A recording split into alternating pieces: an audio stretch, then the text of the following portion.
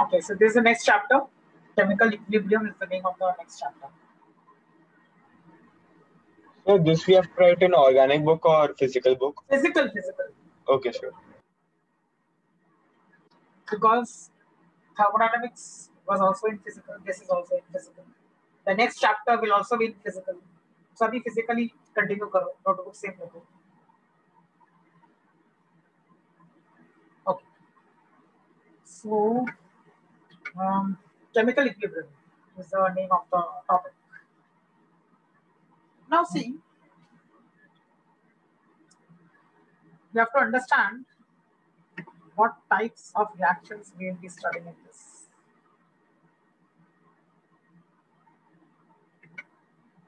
Yes, you can start writing.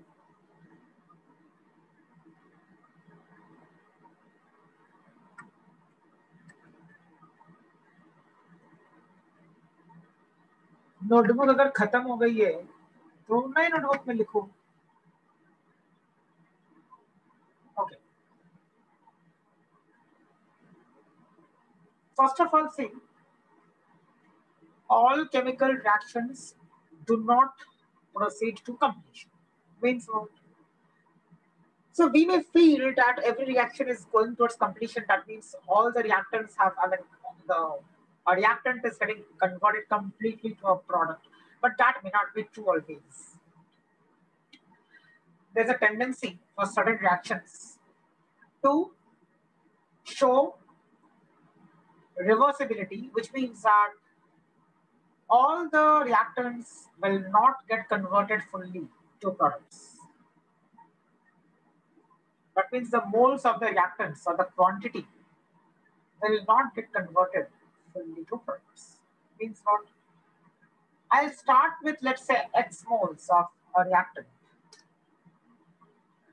And I expect after some time that the X moles must have reacted completely. That means I should have 0 moles of the reactant left. But that may not happen. See, this is not same as limiting reagent. So don't compare this to limiting reagent. Limiting reagent is something different where a particular reactant gets exhausted completely. And then you have other reactants left over. That is something different. I'm not talking about limiting reactant. I'm talking about a reaction where none of the reactants is undergoing complete conversion.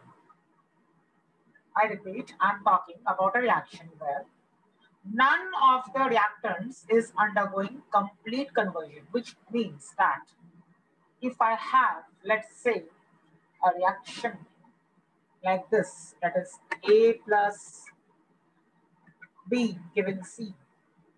Let's say I have this reaction. A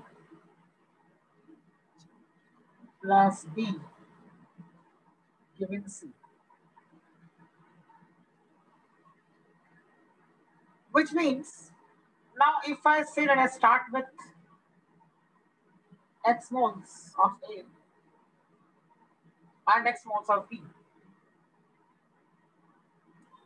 So what I'm trying to explain here is that it is not necessary that X moles of A will react with X moles of B. Because if X moles of A react with X moles of B, I'll be left with 0 moles of A and also I'll be left with 0 moles of B. Because both A and B have reacted fully to yield a product C. And then I'll have X moles of C formed if complete reaction between A and B takes place. But that is not necessary for all reactions. So we deal with this chapter, and in this chapter we talk about such reactions which are reversible reactions. So what does that mean now? If a reaction is reversible, like you see A plus B given C, and this symbol means that the forward reaction also can happen and the backward reaction also can happen. So some reactions are reversible, some reactions are irreversible.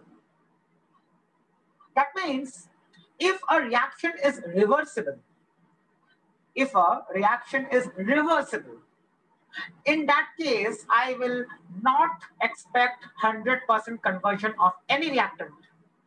which means that some moles of all reactants will be left behind. How much, how many those are to be discussed later. Let's not get into that at the moment.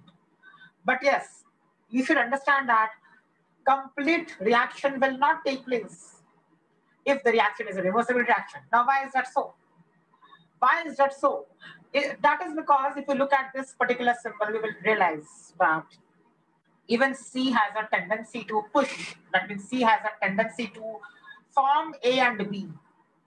So C has a tendency to form A and B. So A also has a tendency to form C, but C also has a tendency to form back A and B, which means that both forward as well as backward processes can happen. And if they happen, there will always be a compromise, or I can say there will be two opposing forces, which will ultimately decide the formation of the product and the reactants that are left behind. So the compromise between the two opposing forces will ultimately tell me how many moles of A are left, how many moles of B are left, and how many moles of C have been formed. So the two opposing factors are the forward and backward processes. So the forward process is shown in this way, that is from right, left to right, the arrow points towards the right hand side. And the backward process is shown from right to left, that is the arrow points towards your left hand side. Both processes keep happening at the same time. That means what? None of the processes stops.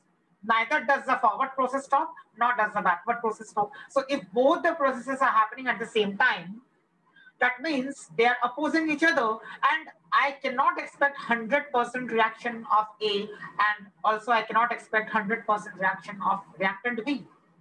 Because even if they try to react, even if they try to react completely, automatically C will not let it happen. C will push back and again reform some moles of A and some moles of B.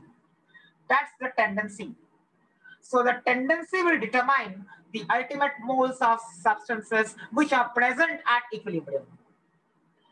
So far I have not reached equilibrium. So far I have just discussed the characteristics of a reversible reaction. Okay, now the first statement that you see on the screen right now is the fundamental premise, and that is not all chemical reactions proceed to completion. That is the fundamental premise. So some chemical reactions proceed to completion 100%, but some may not. And the ones which do not proceed 100% towards your right hand side are the ones which are reversible. So the reason is that the tendency to form the species which is present on your right hand side is balanced, or I should say is opposed by the tendency to form the species which are present on the left hand side. So there is a tendency, and ultimately there is a compromise between these two tendencies, which are the opposing forces, and then I get to realize what happens at equilibrium. So unless and until I know that this reaction is reversible, I cannot establish an equilibrium. So I cannot establish any kind of calculation. And the calculations that we need to perform are for a process or for a reaction which has attained equilibrium after a certain period of time. After a certain period of time, if the reaction has attained equilibrium, that is the state which is called the state of chemical equilibrium. Why the word chemical is used? The word chemical is used because a chemical reaction has taken place. You have a species which have been formed. So some species have reacted to give rise to some new species, and that is why you call this a chemical reaction. The word chemical indicates that a reaction is taking place. That's the only thing. The word equilibrium means that now the chemical reaction has achieved such a state in which you don't see any further change with respect to time. So here, the factor, or you can say the particular parameter which you are looking at is with respect to time. That means the parameter that you are looking at is time. What time? Time after starting the reaction. You have started the reaction, then you start measuring the number of moles, or I can say you start measuring the concentrations of the species after every 15 seconds, or let's say after every 1 minute. You keep measuring And ultimately, you will see that maybe after some time, 20 minutes, 30 minutes, 25 minutes, 15 minutes, I don't know, because that will depend on the particular reaction. So after some time, there will be a state where the number of moles of each species remains constant. That is how I can say equilibrium is defined, or that is the point of chemical equilibrium. And so I say that even if I measure the number of moles after attainment of equilibrium, I will not see any change in the number of moles of any reactant or any product. So after equilibrium has been achieved, you don't find any change. So the pressure, the number of moles, and everything remains constant. And you may have a feeling that the reaction has stopped. You may have a feeling that the reaction has stopped because you don't see any further change. But that is not the case. The reaction has not stopped because both forward as well as backward processes are taking place simultaneously. But the fact is that because they both are happening at the same rate, or I can say because they both are happening with the same speed, we feel that nothing is happening. So the forward and the backward reactions happen with the same speed at equilibrium. So at equilibrium, the rate of the forward reaction is exactly equal to the rate of the backward reaction. That means what? Until and unless equilibrium is achieved, the rates of forward and backward reactions are different. The rates of forward and backward reactions are different until the time equilibrium has been achieved. So once equilibrium is achieved, I can say that the rate of the forward reaction is exactly equal to the rate of the backward reaction. Okay. Now, one important thing is that I'll give you one different type of example, and then you can start writing. Let's say that we have a different type of analogy. Okay, so let me show you an analogy. It will be further clear. I mean, it's a simplification of the same concept. So if I have a person who's standing this side, a person who is standing this side, and the person has a tool or some equipment which he can use in order to dig hole. So there is an area here, and this area where he's standing has soil. It's like a muddy area. So the soil that he sees is something which can be dug. So he has an equipment and he is very skilled at digging. So he can dig a hole in the soil. So if he wants to dig a hole, what will he do? He will use the equipment and he will make a hole here. This is a hole. Now, if he is alone, and he continues to dig, what will happen gradually is that we will see his efforts, and his efforts will ultimately lead to results. And what are the results?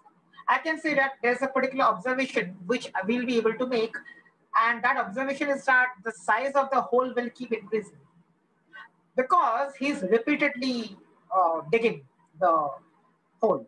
So the soil particles are being removed and the size of the hole gradually becomes larger and larger because he is continuously digging it. अब जब तक वो dig करता जाएगा तब तक hole का size will keep increasing.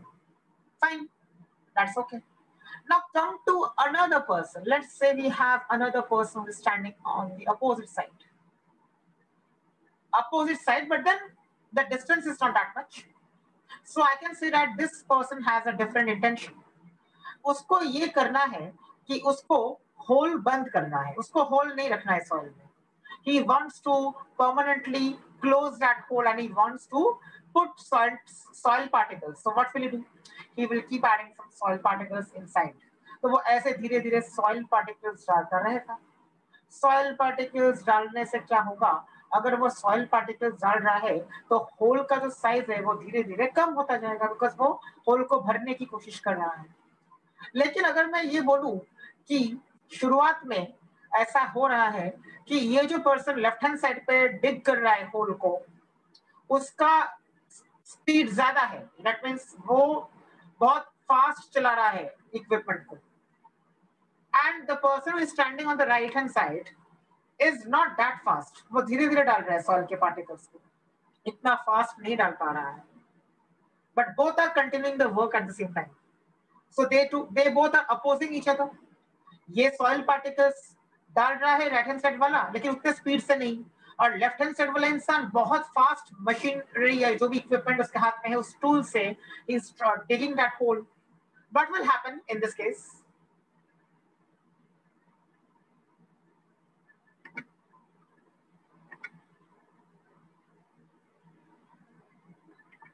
What will happen? What is the observation as a result of these two people working with different speeds?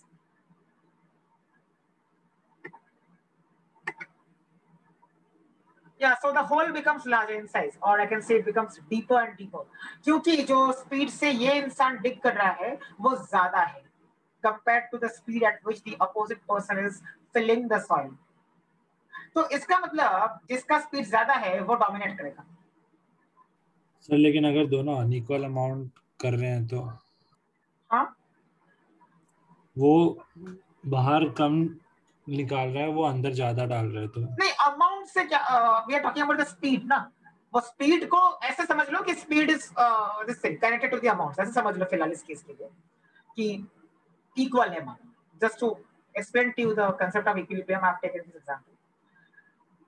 Now let's say कि दोनों का स्पीड बराबर हो गया, मतलब ये जिस स्पीड से इसको सॉइल को डिग कर रहा है, ये इंसान उसी स्पीड से सॉइल पार्टिकल्स भर रहा है. Now don't focus on the number of soil particles and the size of soil particles, वो छोड़ दो फिलहाल, उसको इग्नोर करके बोल रहा हूँ. तो क्या होगा फिर, होल का जो साइज है वो होल का साइज फिर सेम रहेगा. तो होल का साइज चेंज होने वाला नहीं है, वो एग्जैक्टली सेम रहने वाला है अगर मानते हैं कि एग्जैक्टली दोनों का इफेक्ट नलिफाई हो रहा है. But does not mean that both of them are stop working. No, ऐसा तो नहीं है कि वो काम छोड़ दिया दोनों ने और दोनों घर चले गए. नहीं, ऐसा नहीं है. दोनों के दोनों अभी भी काम कर रहे हैं, लेकिन एक सॉइल पार्टिकल्स डाल रहा है और दूसरा सॉइल पार्टिकल्स को निकाल रहा है. दोनों के स्पीड्स एग्जैक्टली बराबर है. सो द होल का जो साइज है वो एग्जैक्टली सेम रहने वाला है, which means that now I can say that it is in a state of equilibrium. तो इक्विलिब्रियम, ये जो होल के बारे में मैंने बोला वही आप समझ सकते हो केमिकल रिएक्शन के लिए भी, कि there is no net change. Definitely the two processes are happening, but there is no net change. So if there is no net change, there is no further decrease or increase in the number of moles of any reactant or product. Okay, so the word dynamic is used. What is the meaning of dynamic? Which is not static. So dynamic का मतलब क्या है? दोनों के दोनों processes अभी भी चल रहे हैं. So ऐसा नहीं है कि कोई प्रोसेस बंद हो गया. Both the processes are happening at the same time, and that is why I say that it is a dynamic equilibrium. Okay, it is a dynamic equilibrium, and dynamic equilibrium का मतलब ही होता है कि the forward as well as the backward processes happen simultaneously. This word simultaneously is extremely important. Okay, now coming to the theoretical part. In many chemical reactions, reactants react to form products, and also the products themselves react to give back the reactants. तो इसका मतलब क्या हुआ? ये reaction reversible reaction के अंदर category में आएगा, राइट? सो रिवर्सिबल रिएक्शन को डिफाइन करने का क्या तरीका है? यही तरीका है. A reaction in which the reactants form products and also the products form back the reactants is called a reversible reaction, right? अब यहाँ पे स्पीड्स का हम लोग कुछ डिफाइन नहीं किया है.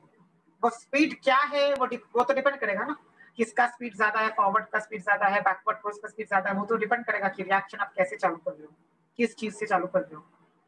बट हाँ, इक्विलिब्रियम की अगर बात करें, then definitely at equilibrium the rate of the forward reaction will be equal to the rate of the backward reaction.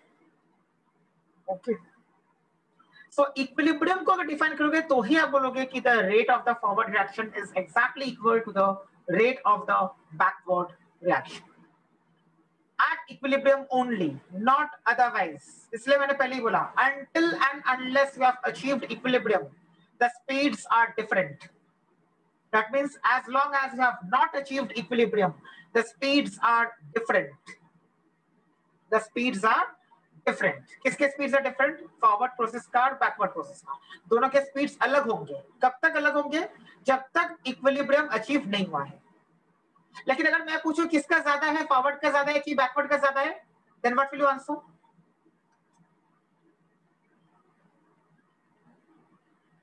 जब तक इक्विलिब्रियम अचीव नहीं हुआ है किसी रिएक्शन का, फॉरवर्ड, तब तक किसका ज्यादा स्पीड है? फॉरवर्ड प्रोसेस का स्पीड ज्यादा है कि बैकवर्ड रिएक्शन का स्पीड ज्यादा है? Forward process.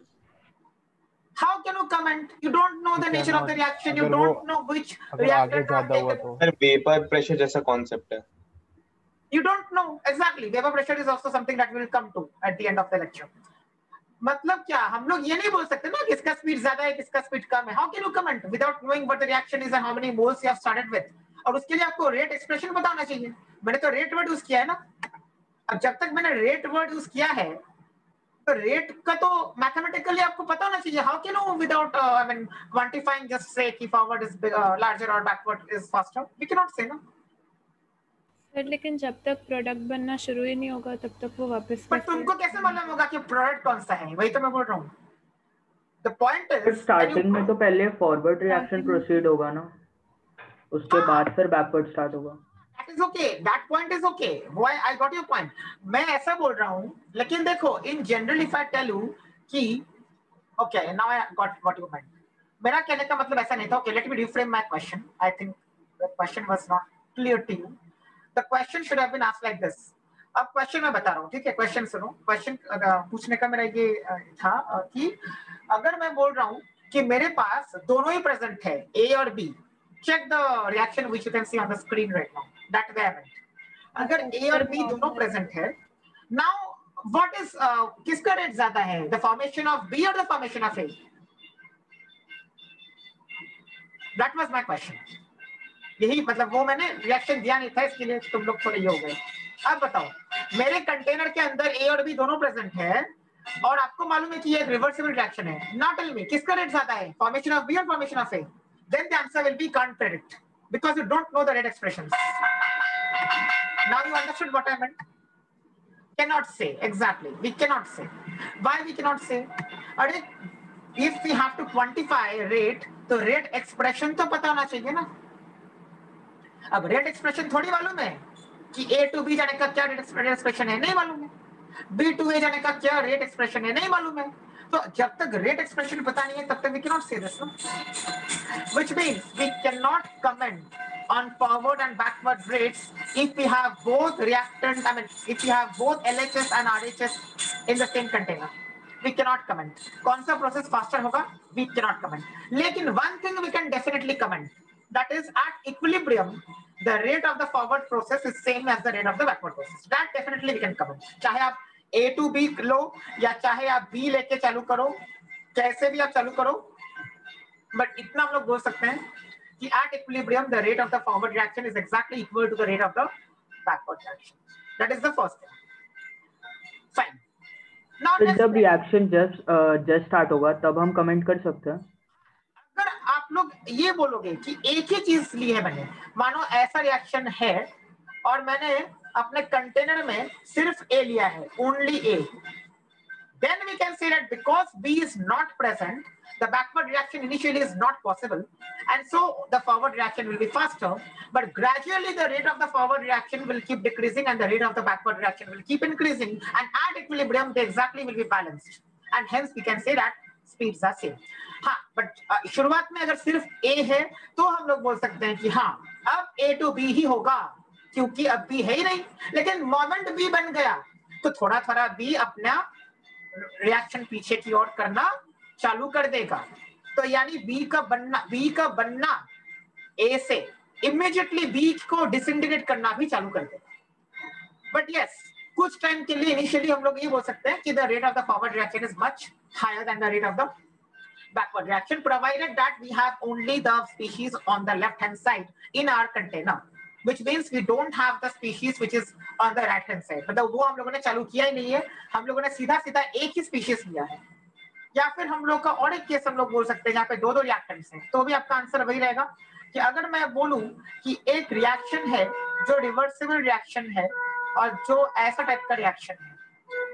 Now, my question is that in the container I have taken only and only C. क्या किया है मैंने कंटेनर के अंदर? सिर्फ और सिर्फ C लिया है, तो क्या होगा? Backward reaction. हाँ. So now now the rate of the backward reaction is higher because I don't have A and B present in my container. हो है ही नहीं तो क्या रिएक्ट करेंगे? सिर्फ और सिर्फ C डाला है मैंने, तो C will disintegrate into A and B. धीरे धीरे A और B का बनना चालू हो जाएगा और A और B बनते बनते धीरे धीरे A और B फिर C की ओर पुश करना चालू कर देंगे. So at equilibrium फिर से दोनों के रेट्स बराबर. So that is how it is. So initially, if you just have one species, then definitely you will have corresponding to that, you will have only one reaction which is first order. Yes, that is true. But we cannot say कि अगर दो हमारे पास है, अगर A, B और C तीनों की तीनों मैंने ले लिए, तो हम लोग नहीं बता सकते. फिर उसके लिए वैल्यूज को देखना पड़ेगा, रेट इक्वेशंस को देखना पड़ेगा या फिर इक्विलिब्रियम कांस्टेंट्स को देखना पड़ेगा. That way it is. Okay. So वो सब calculations we will be doing later. फिलहाल तो थियरी है. Fine. The next question to you is this. ये बहुत एक conceptual this thing है. ये है क्या बोलते हैं misconception है और I can say many people go wrong with this. अगर मैं बोलूं कि एक मेरा रिएक्शन है इस टाइप का, रिवर्सिबल रिएक्शन है इस टाइप का. Now my question is at equilibrium. At equilibrium, is it necessary for this reaction to have exactly same concentration of both the species that you see, that is X moles per liter and X moles per liter at equilibrium? नहीं sir, no sir. सिर्फ rate से होना चाहिए. Exactly. तो ऐसा मत बोल देना कि at equilibrium, मतलब बोलोगे नहीं तुम लोग, लेकिन कभी कभी टिक करते वक्त MCQs में वो एक दिखता है option that this thing, the concentrations of the reactants and products are equal at equilibrium. So that's a wrong statement. We cannot say that the concentrations of reactants and products are exactly equal. We cannot say that. We can just say that the concentrations remain constant over a period of time. That is, after the equilibrium has been achieved, there is no further change in concentrations of the reactants and products. That much we can say. But हम लोग आपस में ये नहीं बोल सकते कि reactant और product की concentrations दोनों same हैं. ये नहीं बोल सकते. So that is also one thing which we have clarified. Okay, next.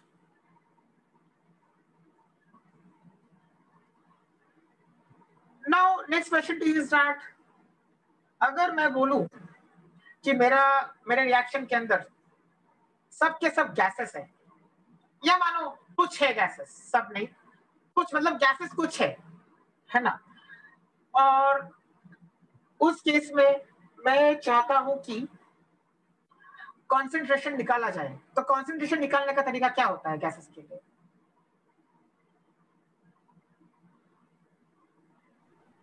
Partial pressure से.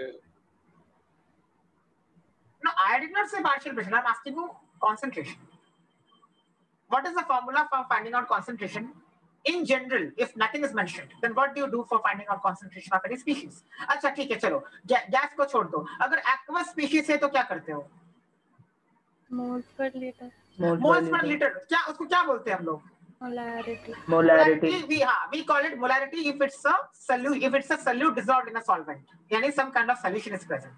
Fine. Now coming to gases, so extending my analogy to a system where we have gases reacting and forming something new, then how will you define concentration? Now also we will use the same concept. What is that? Moles of the gas upon volume of the vessel. So concentration of the gas के लिए क्या use करेंगे हम लोग? Same, moles upon liters. But अभी इसको molarity नहीं बोलते हैं, क्योंकि गैस के लिए ये टर्म हम लोग मोल्स पर लीटर ही बोलते हैं, इसको मोलारिटी नहीं बोलते हैं. मोलारिटी तब बोलते हैं जब वो किसी सॉल्यूट कोई सॉल्वेंट के अंदर हो, यानी कोई लिक्विड चीज हो, लिक्विड के अंदर अगर डिसॉल्व है कुछ, तो हम लोग मोलारिटी का टर्म यूज करते हैं. बट गैसेस के लिए we will just say what we will say moles of the gas upon liters of the vessel. Vessel का volume जो होता है आपको लेना है वो. Don't forget this, because when we do the questions, often we tend to ignore the volume. Directly we work with moles, and that is not correct because you may get wrong answers. So it's better to practice the good habit right from the beginning. And the good habit is to take the moles of the gas and then divide the moles of that gas by the total volume of the container. And yes, it must be in liters. Remember this.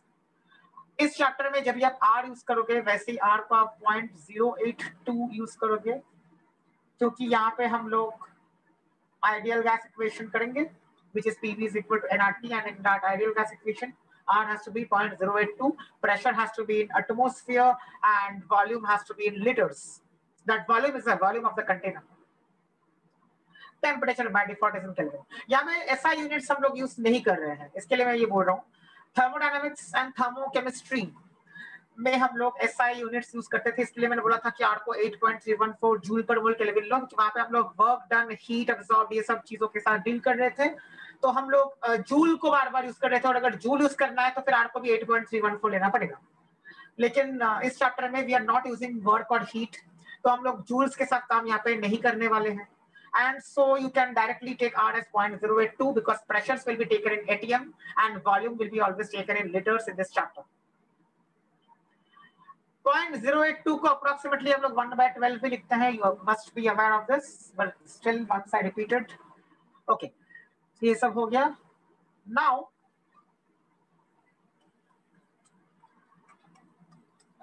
let's come to थोड़ा सा mathematics जो आगे काम आएगा, उसके बाद मैं ये थियोरी दिखा दूंगा, है ना. थोड़ा सा मैथमेटिक्स करना पड़ेगा. अब थोड़ा सा मैथमेटिक्स क्या है? It is very simple, but I want to make you all thorough right away, that is today itself, so that later we don't have to discuss this, because questions में बार बार फिर discuss करने का मतलब नहीं, तो अभी कर लेते हैं. तो अभी मैं अगर सिर्फ मैथमेटिक्स का एक ये दिखाऊं कैसे हम लोग डील करेंगे, तो that is this. Let's say I have a reaction of this kind. अब लिखो मत, अभी सिर्फ देख लो, बाद में कर देंगे.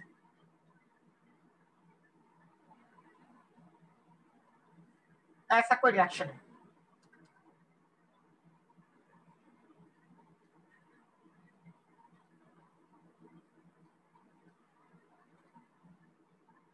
ये तरीका होता है जो हम लोग करेंगे use. T is equal to 0 and T is equal to T. T is equal to 0 का मतलब क्या है कि रिएक्शन चालू कैसे कर रहे हैं हम लोग, क्या क्या चीजें लेके कर रहे हैं. And T equal to T means equilibrium. So after some time equilibrium has been achieved. That is why we write T is equal to T. All right. अब देखो, मैं अगर ये बोलूं कि I am starting with 1 mole of A, I am starting with 3 moles of B. मतलब क्या? जिसके नीचे जो लिखा वो कॉरेस्पॉन्डिंग करता है उसको, मतलब A के नीचे 1 और B के नीचे 3, तो उसके कॉरेस्पॉन्डिंग मोल से. Now if I write this, this means that I have started my reaction by taking only A and B. I have not taken C and D. I have just started my reaction by taking A and B. इसका मतलब ये T is equal to 0 मतलब जब चालू कर रहे हैं, T equal to T मतलब जब इक्विलिब्रियम पे हम लोग चीजों को मेजर कर रहे हैं. तो अभी अगर मैं ये कह दूं कि ये 0 से लेके T तक आने में इतने वक्त के अंदर, इस टाइम पीरियड के अंदर और टाइम इंटरवल के अंदर ऑब्वियसली कुछ रिएक्शन हुआ है, जहां पे शुरुआत में फॉरवर्ड रिएक्शन का रेट ज्यादा था बैकवर्ड रिएक्शन के कंपैरिजन में, बिकॉज फॉरवर्ड रिएक्शन में क्या था, 1 mole of A and 3 moles of B थे, तो वो पुश करके C और D बनाएंगे. धीरे धीरे धीरे धीरे एक ऐसा वक्त आएगा जब C और D भी मिलके A और B बनाएंगे, and at that point I'll say that I have attained equilibrium, which is indicated by T equal to T. But then अगर मैं ये कह दूं कि इक्विलिब्रियम पे सब चीजें होती है, बिकॉज ये तो रिएक्शन इक्विलिब्रियम पे आ चुका है, तो obviously A B C D चारों के चारों चीजें हैं, कोई भी चीज पूरी तरह से होगी नहीं यूज अप, क्योंकि सी और डी धकेल के वापस ए और बी बना देंगे कुछ, and that is where we will come to a balance at the end. So T is equal to T पे हो गया बैलेंस इक्विलिब्रियम. तो और फर्दर कोई चेंज नहीं है. तो हम लोग ये बोल सकते हैं कि 0 से लेकर टी तक इफेक्टिवली जो मोल्स रिएक्ट हुए हैं ए के, let them be equal to x. मतलब x moles of A have reacted in order to achieve this state of equilibrium. अगर मैं बोलूं कि x moles of A have reacted in order to achieve the state of equilibrium, I can also say that I am left with 1 minus x moles of A at equilibrium. तो मतलब क्या? मतलब ये कि जो भी मैं माइनस साइन के बाद लिखता हूं, that tells me the number of moles reacted. I repeat, whatever is written after the minus sign indicates the number of moles of the species reacted. Then what is the number of moles of the species which are present at equilibrium? It is 1 minus x. तो ये चीजों के अंदर difference अच्छे से पहले आप demarcate कर लो कि जो भी माइनस n के बाद होता है लिखा हुआ, that is the number of moles reacted, और जो भी पूरी चीज होती है यानी 1 माइनस एक्स हो या जो भी 2 माइनस एक्स हो 3 माइनस एक्स हो, वो पूरा जो होता है जो ब्रैकेट के अंदर पूरा है, वो इंडिकेट करता है कि कितने मोल्स है प्रेजेंट है इक्विलिब्रियम पे, यानी वो कांस्टेंट एक वैल्यू है और वो उतने आपको उस रिएक्टेंट के मोल्स दिखेंगे इक्विलिब्रियम पे. Okay, that is the first thing that you have to understand. The second thing is when you are writing this, be careful because some people tend to go wrong when they are in a hurry. तो अगर आपको शुरुआत में गलतियां avoid कर रही हैं तो ऐसे करो जो मैं दिखा रहा हूं, तो वो आसान पड़ेगा. क्या है कि जो भी नंबर ऑफ मोल्स रिएक्टेड है, क्या है, जो भी नंबर ऑफ मोल्स रिएक्टेड है, उसके लिए हम लोग हमेशा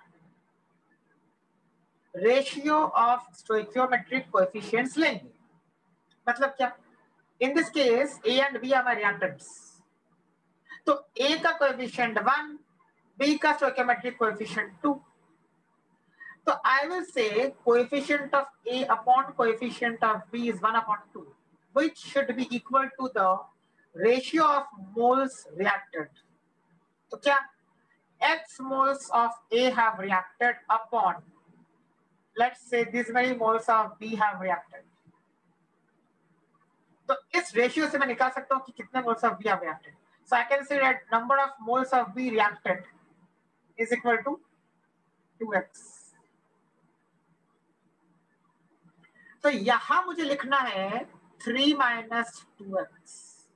ये 3 minus 2x क्या है? Moles of be left at equilibrium, right? 3 minus 2x moles of B are left at equilibrium. Any doubt anybody has so far?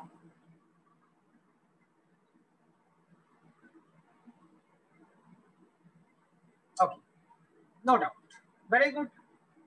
तो अगर कोई डाउट नहीं है तो C के कितने मोल्स लिखने चाहिए T इक्वल टू T पे? x moles. वापस वही प्रेमाइस यूज किया है कि जो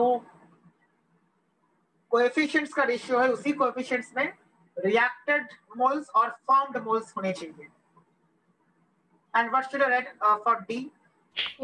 4x. इसमें किसी को कोई डाउट नहीं होना चाहिए. Okay, very good, you all have understood. क्योंकि जल्दबाजी में इसमें गलती बहुत होती है, इसके लिए मैंने ये सोचा पहले बताओ. ऑलराइट, और एक रिएक्शन दे रहा हूं मैं. लेट्स से मेरा रिएक्शन ऐसा है 3A plus 2B, okay, giving 3C plus D. ऐसा कोई रिएक्शन है और मैं बोलता हूं कि मैं चालू कर रहा हूं यहाँ पे A के मेरे पास 4 मोल्स है और B के मैंने लिए हैं 2 मोल्स.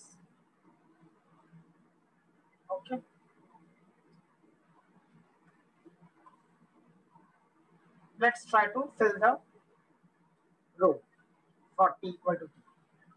इसमें क्या होगा? 4 minus x moles of A are left at equilibrium. B का कितना मोल था शुरुआत में? 2 moles. 2 minus. अब देखो वापस वही बात. How many moles of B have reacted if x moles of A have reacted? 2/3. 2x/3. तो डायरेक्ट कर सकते हो तो अच्छा है, वरना वापस वही coefficient of A is 3, coefficient of B is 2. 3 upon 2 is equal to moles of A reacted, which is x upon moles of B reacted. यहां से आ जाएगा B is equal to 2x upon 3. So 2 minus 2x upon 3. क्या लिखना है? C के नीचे कितने मोल C के बनेंगे इक्विलिब्रियम पे? X. Okay, correct.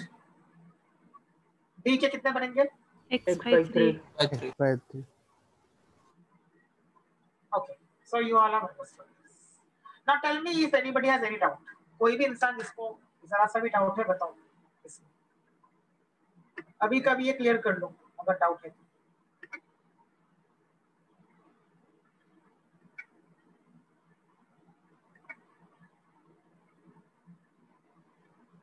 तो be very careful when you're writing the equations.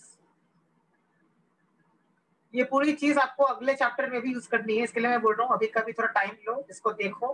I am waiting for 1 minute and then tell me in case anybody wants me to repeat.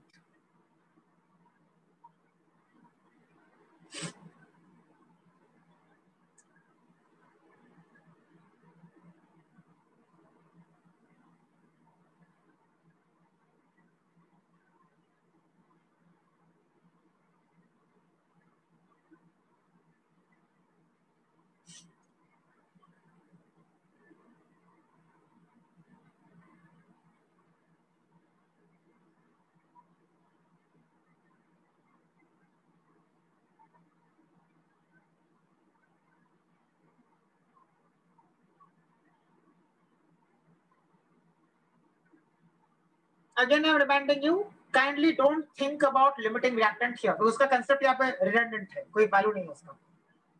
So don't think about limiting reactant.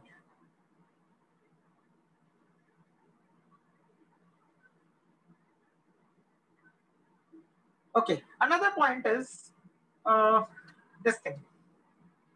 जो बाद में बहुत use करने वाले हैं हम लोग, अभी से मैं बता रहा हूँ. Degree of dissociation.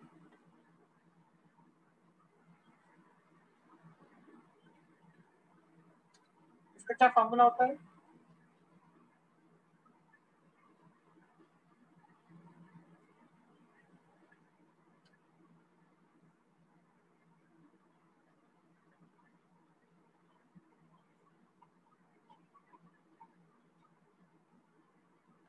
ओके, काफी बार पूछा जाता है एंड पूरा नेक्स्ट चैप्टर तो पूरा इस पे ही है, इस चैप्टर में भी है बट नेक्स्ट चैप्टर पूरा इस पे है.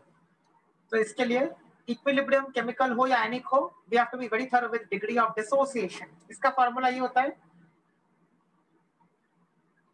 जल्दबाजी में इसमें लोग गलती करते हैं. अब बताओ मुझे ये फॉर्मूला देख के, what is the degree of dissociation of A for this reaction? X/4. x/4. हाँ, एग्जैक्टली. जितने मोल्स रिएक्ट हुए हैं, तो अगर मैं ए का बताऊं कि डिग्री ऑफ डिसोसिएशन क्या होगा, तो क्या होगा? x/4. Very good. And it is a dimensionless quantity because moles upon moles, so it does not have any dimension. What will be the degree of dissociation of B? Sir, of B. x/3. x/3. हाँ, फिर से वही तो दो ही है ना reactants A और B, और डिग्री ऑफ डिसोसिएशन सिर्फ रिएक्टेंट्स के लिए वैलिड होता है. मतलब जो आप चालू कर रहे हो जिस चीज से, तो ऑटोमेटिकली वो A और B के लिए वैलिड है, C और D के लिए कोई एप्लीकेबल उसका नहीं. So 2x/3 is the number of moles of B reacted. So 2x/3 upon initial 2. 2x/3 upon 2 is x/3. Okay. Now percentage dissociation क्या होगा?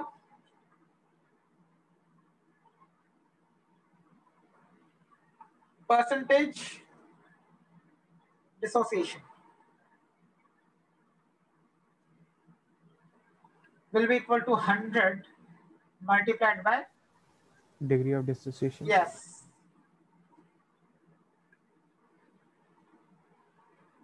Okay, ये होता है percentage dissociation. 100 multiplied by degree of dissociation.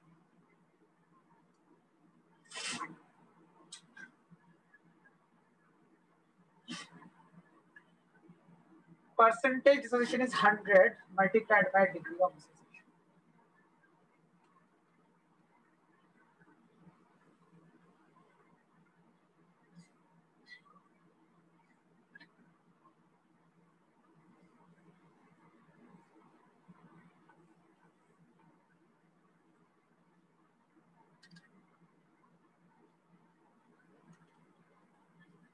Now, if I'm writing this,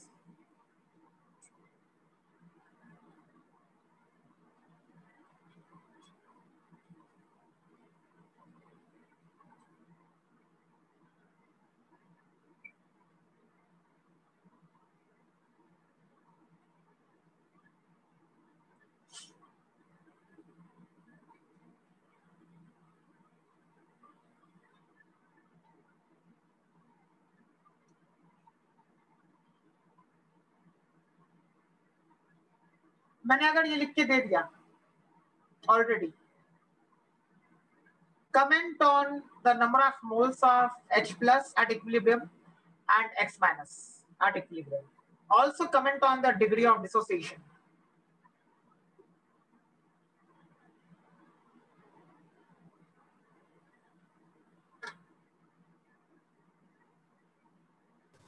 sir दोनों के मोल 2 alpha ही रहेंगे ना? बताओ, वही बोल रहा हूँ। Comment on the moles of H plus at equilibrium and comment on the moles of X minus at equilibrium. So most of you have found the answer. 2 alpha. यहाँ पे 2 alpha. क्या रहेगा? 2 alpha moles and यहाँ पे भी 2 alpha moles. what is the degree of dissociation of HX? 2 alpha by 2 Alpha. alpha. Alpha. Alpha. Alpha, that is number of moles dissociated upon number of moles at T equal to 0. So alpha is the degree of dissociation. Percentage dissociation will be 100 into alpha. Okay. Any doubt anybody has?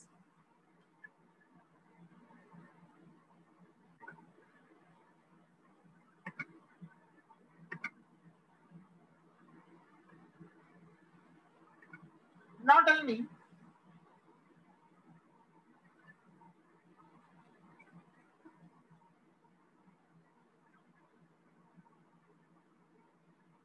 अब बताओ,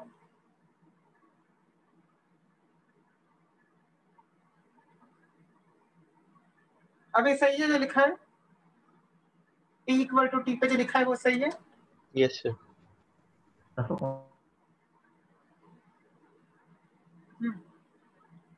So it's correct, right? जो लिखा है T equal to T पे?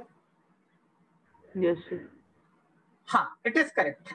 Why it is correct? Because मैंने क्या बोला है? जो भी माइनस के बाद होता है रिएक्टेड अमाउंट. रिएक्टेड अमाउंट जो भी होगा वो हमेशा reacted moles and formed moles will always be in stoichiometric coefficients का रेशियो. तो रेशियो क्या है यहाँ पे? 1, इसका भी 1. तो 1 upon 1 is 2 alpha upon 2 alpha. So हो गया, सही हो गया, इक्वेशन सेटिस्फाई हो गया. तो ये पूरा जो लिखा है वो सही है, इसमें कोई प्रॉब्लम नहीं है. So ऐसे हम लोग, मतलब मैं क्या दिखाने की कोशिश कर रहा हूँ कि हम लोग कैसे भी लिख सकते हैं. Ultimate answers will not change.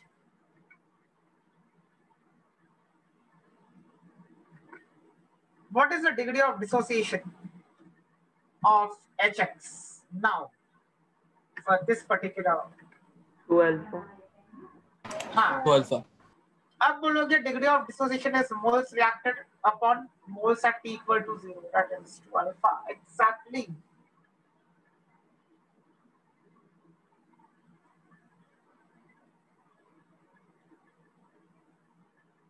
सबको क्लियर हो गया? ठीक है,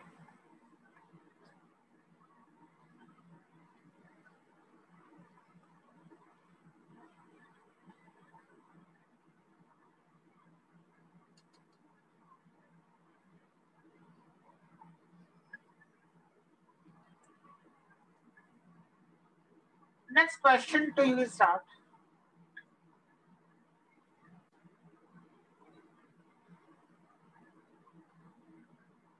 अगर मैं एक रिएक्शन को क्लोज कंटेनर के अंदर करूं जो रिवर्सिबल रिएक्शन है, और फॉर एग्जांपल ऐसा कुछ है,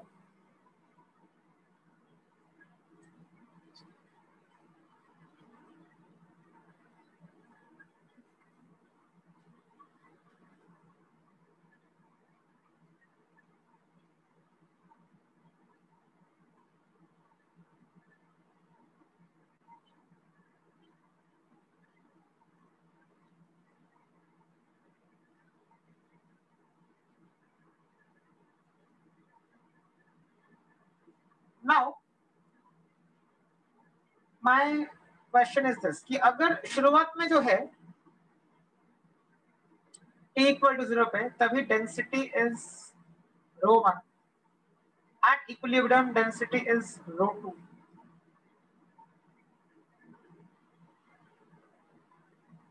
How are ρ1 and ρ2 related? Greater than, less than, or equal?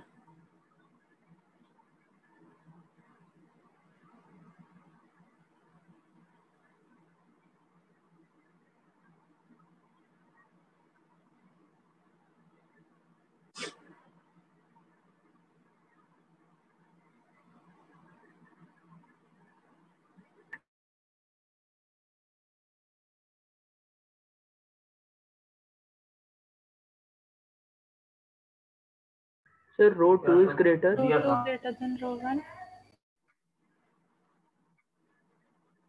What is ρ? क्या डिफाइन किया था ρ को मैंने? Density.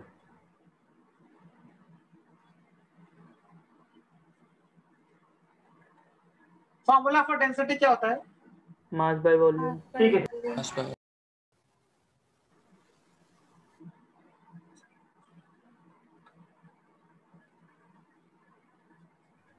Sir, but total mass of the solution is constant now. exactly. So density will remain constant. Sir PM/RT से किया तो फिर equally आएगा, मोल्स पे डिपेंडेंट नहीं रहेगा। मोल्स पे डिपेंडेंट डेंसिटी नहीं रहेगा ना, एग्जैक्टली, इसके लिए मैंने क्वेश्चन किया। एंड जैसे तुमने बोला, किसने बोला ये PM/RT का? Who was that? Sir Partha.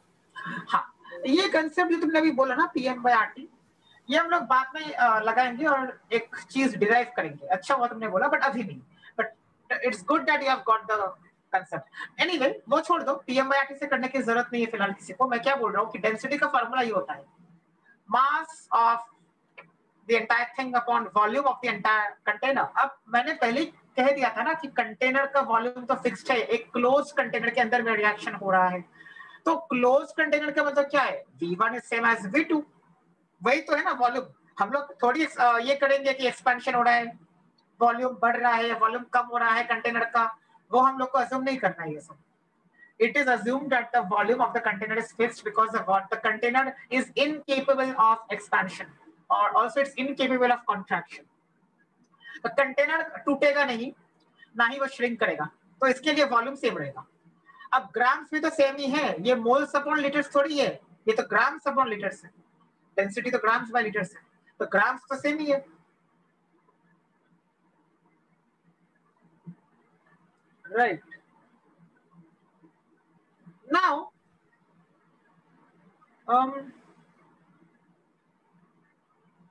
the next question to you is that, यहां तक सबको क्लियर हो गया? डेंसिटी क्यों सेम है? why is ρ1 equal to ρ2? ρ1 is equal to ρ2, क्यों? because ग्राम्स तो सेम रहेगा, it's law of conservation of mass, तो टोटल अमाउंट ऑफ सब्सटेंस तो वही रहेगा ना, चाहे वो कोई भी रिएक्शन हो, ग्राम्स तो वही रहने वाला है। हाँ, moles will change but grams will not change. Fine, now the question two is that, so ρ1 is equal to ρ2, that is the conclusion. next question is that if I say what कि यहाँ पे VD is the VD1 is the vapor density when time T is equal to 0. That means at the starting of the reaction. And यहाँ पे ऐसे the vapor density is 2. VD2. अब same है VD1 is equal to VD2 और VD1 is different from VD2. So different रहेगा. Different रहेगा. सब लोग का यही मानना है और कोई है जो बोलना चाहिए? डिफरेंट. ओके, चैट में रिप्लाई आया different. Why different? Sir, because molar mass हमको वेपर पता नहीं है. डेंसिटी Difference रहेगा. सर हम रिलेटिव मोलर मास कंसीडर करते हैं ना, तो चेंज नहीं होना चाहिए. मतलब how do you define density? Sorry, how do you define vapor density? Sir, twice of molar mass. Of molar mass, right?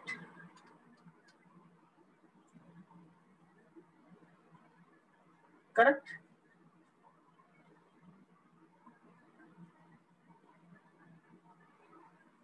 ये होता है वेपर डेंसिटी का formula.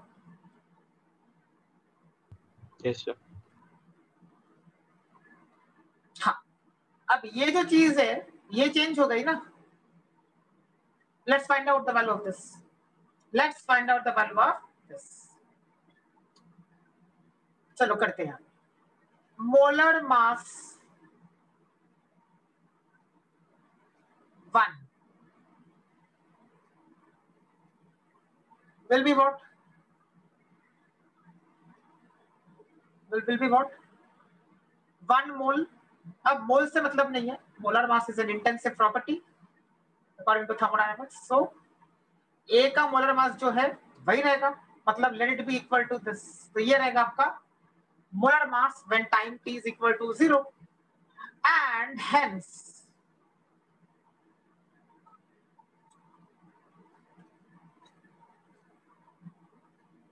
VD1 will be equal to this. Any doubt till this point? I think this is very straightforward. Coming to T equal to T. T equal to T.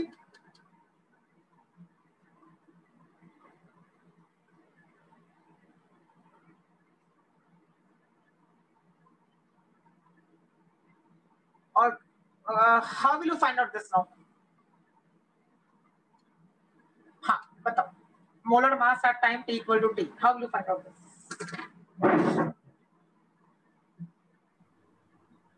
Average molar mass ले लेंगे. Tell me the formula, ना. Sir, तो moles of B into molar mass of B. A into molar mass of A plus moles of B into molar mass of B plus moles of C into molar mass of sir. C upon total moles. Yes, very good. Exactly. तो वही बात है कि molecular weight 2 क्या होगा? 1 minus x moles of A है, तो 1 minus x into MA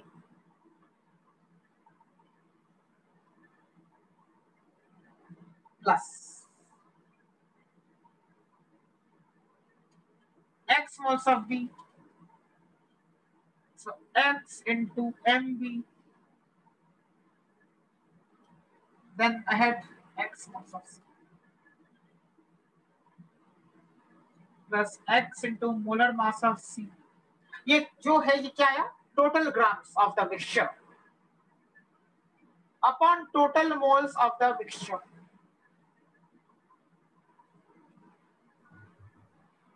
So this is equal to molecular mass to second. I mean at T equal to T. तो क्या आया? MA minus XMA plus XMB plus XMC. क्या आ गया? Molar mass and VD2 will be half of this.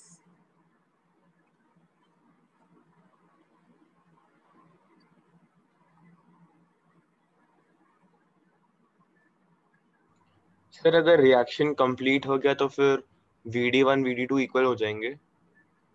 That will again depend, no? नहीं, not necessarily. वो तो MA और MB पे डिपेंड करेगा. Moles are not same, no? So it will depend on the values of molar mass. Okay. So this is the value of vapor density at equilibrium.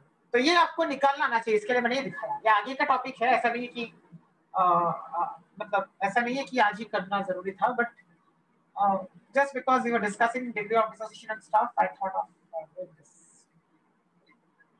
Fine? यहाँ तक clear हो गया? Yes sir. अब मैं अगर बोलूं कि इसको ratio low, that is VD1 upon VD2. Can I say this is nothing but equal to molar mass at T equal to, I mean, initial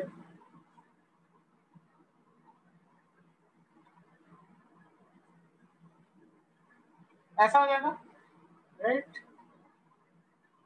अब करें MA अपॉन दिया जाएगा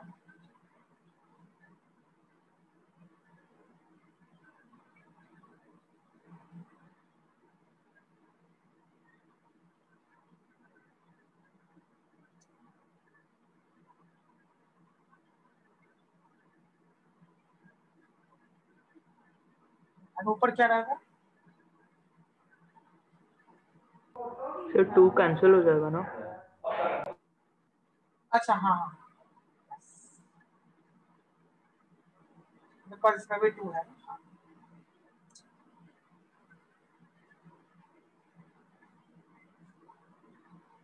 करेक्ट. तो ये होगा आपका VD1 अपॉन VD2.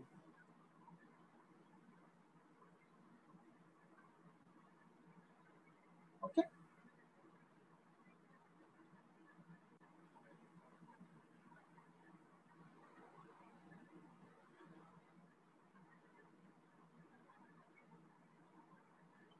अब देखो इसको थोड़ा सिंप्लीफाई करने के लिए let's take the example of this because this is for which equation? It is for this equation ना, A giving B plus C. तो ऐसा एक रिएक्शन लेते हैं.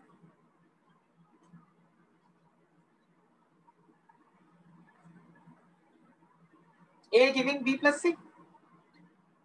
डाल दो वैल्यूज, क्या होगा? VD1 अपॉन VD2 का वैल्यू यहाँ पे मोलर मास ऑफ PCl5 कितना रहेगा? 35.5 into 5.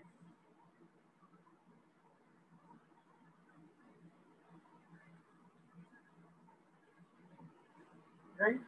ये रहेगा 177.5.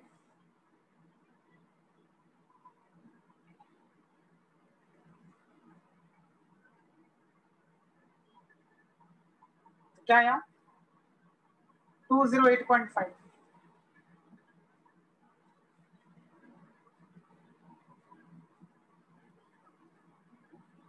तो MA यहाँ पे डाल रहा हूँ मैं value. MA will be 208.5 1 plus x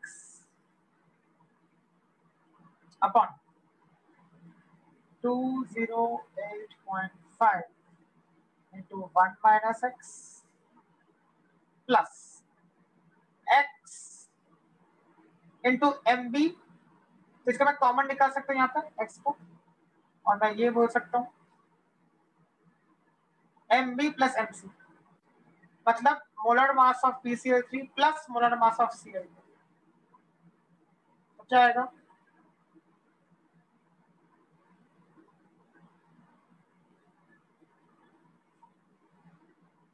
one 116.5 and इसका 71. सर MB प्लस MC तो MA के बराबर ही होगा ना? हाँ एग्जैक्टली, प्लस 31 भी है ना।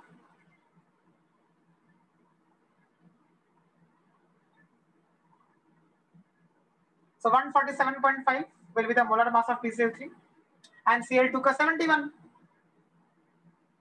तो क्या हो गया यहाँ पे 147.5 प्लस 71 इट इज 208.5। तो अगर मैं इसको सॉल्व करूंगा तो 208.5 कट जाएगा, तो क्या बचेगा? सर वो 106.5 होना चाहिए। कौन सा? हाँ ओके ओके, नहीं ना, करेक्ट है ना।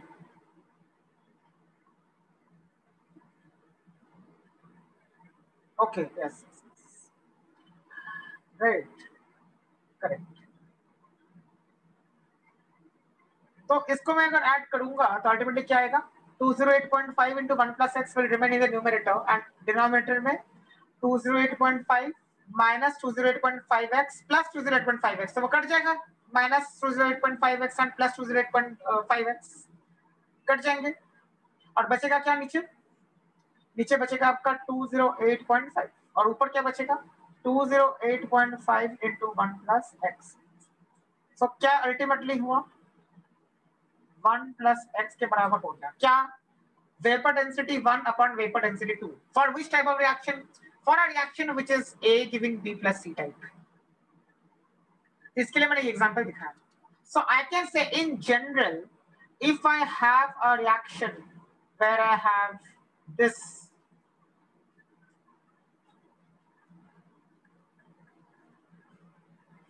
then VD1 upon VD2 is 1 plus x. Now what is x? What is x? Moles of A converted. Moles of A reacted. ऐसा नहीं बोलना है, इसके लिए मैंने पूछा because I knew that everybody would say this। ऐसा नहीं बोलना है। अब क्यों नहीं बोलना है? इसलिए नहीं बोलना है, let's go back to the reaction। अब आपने जो बोला अभी कि x is the moles of A reacted or converted, that is true only and only if I start with 1 mole of A ना। मैंने चालू तो यहाँ पे 1 मोल से किया है, तो ही ये आ रहा है मेरा x is equal to the number of moles of A reacted। अगर मैं 1 मोल के बदले में कुछ और मोल लेके चालू करता तो अकॉर्डिंगली कुछ और आता, T equal to T by number of moles। अगर मैं जनरलाइज फॉर्मूला लिखना चाहता हूं तो क्या लिखना चाहिए? Alpha is equal two degree of dissociation, उसके टर्म्स में लिखेंगे ताकि हमेशा वो आए जनरलाइज फॉर्मूला के लिए, नहीं तो कभी भी एप्लीकेबल होगा, कभी भी एप्लीकेबल नहीं होगा। सो इसको हम लोग क्या बोलेंगे यहाँ पे? Number of moles reacted upon number of moles at T equal to 0। So alpha is degree of dissociation। So we will say x here is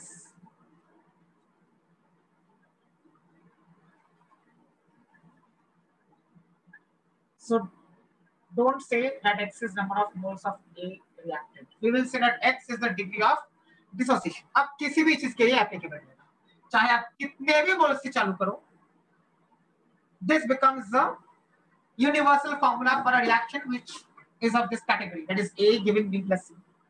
So VD1 upon VD2 is equal to 1 plus x।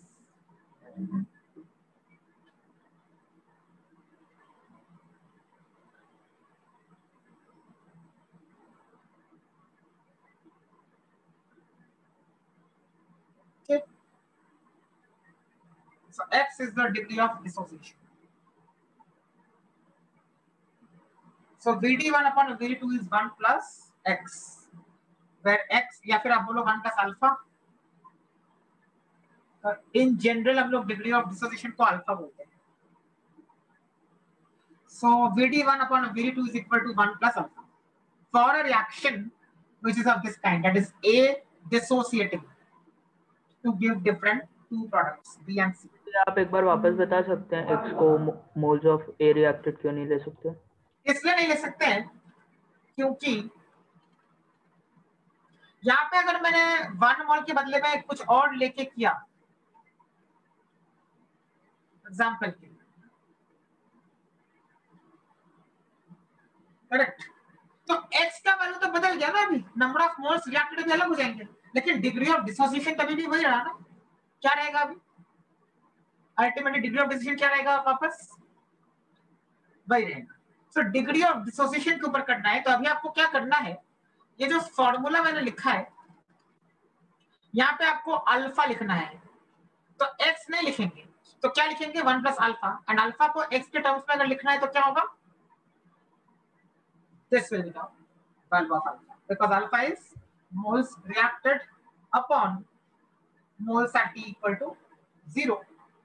तो इसके लिए as a practice mention alpha, तो x मत लिखो क्योंकि x usually क्या होता है, x is moles reacted but alpha is what, degree of dissociation,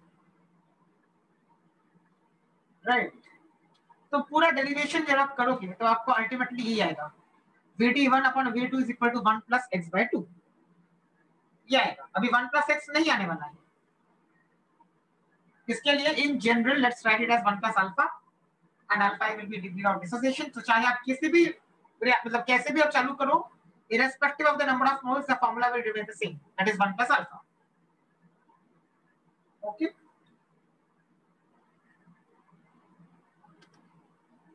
any doubt?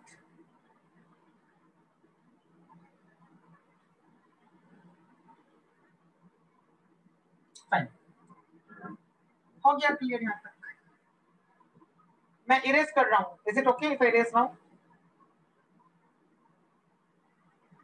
Yes okay, वैसे भी क्वेश्चन जब करेंगे तब चीजें और भी क्लियर हो जाएंगी, बट अभी मैंने जस्ट लिखा है डेरिवेशन कि ये बताने के लिए कि मोलर मास चेंज हो रहा है क्योंकि एक चीज डिसोसिएट हो रही है, तो molar mass will not remain same. Equilibrium पे वेपर डेंसिटी और आई कैन से molar mass is changing but the density is not changing, इसके लिए मैंने ये पूरा दिखाया। तो अगर आपको किसी ने पूछ लिया एमसीक्यू में, for a substance undergoing dissociation the vapor densities are unequal, that means the vapor density initially and the vapor density at equilibrium are not same, तो आप बोलोगे yes that's correct, but the density of the thing, that is of the mixture, will remain the same because density is grams upon volume।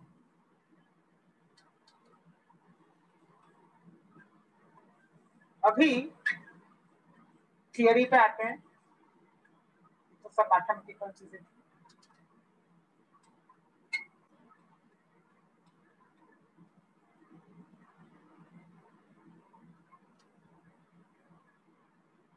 Now see,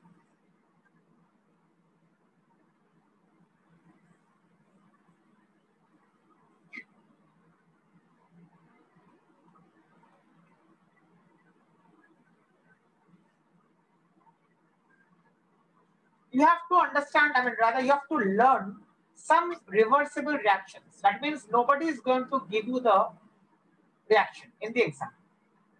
तो ऐसे कौन से reactions है जो हमें रटने पड़ेंगे ताकि हमें क्वेश्चन कोई भी हमसे हो जाए इक्विलिब्रियम में, क्योंकि अगर आपको रिएक्शन नहीं मालूम है तो आप क्वेश्चन नहीं कर पाएंगे। तो अगर मुझे ऐसे कुछ रिएक्शंस की एक लिस्ट बनानी है कि कौन से रिएक्शंस मुझे जरूर पता होने चाहिए so that I don't have to get stuck while solving any question, उसके लिए मैंने आपको एक लिस्ट में कुछ रिएक्शंस दिए हैं। So let's do that, let's do that.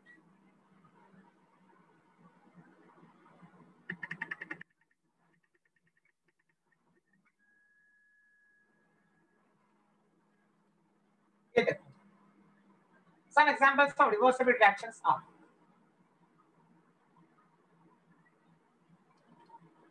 ये वाले कुछ रिएक्शन से 10 रिएक्शन है and these 10 reactions must be on your fingertips।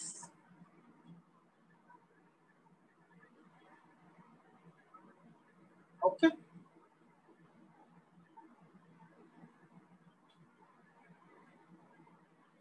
first one PCl5, and yes you also have to know the physical states of all the species present in the reaction, कौन सा solid है कौन सा gas है ये सब पता होना चाहिए, nobody is going to give you, So be very thorough with these 10 reactions.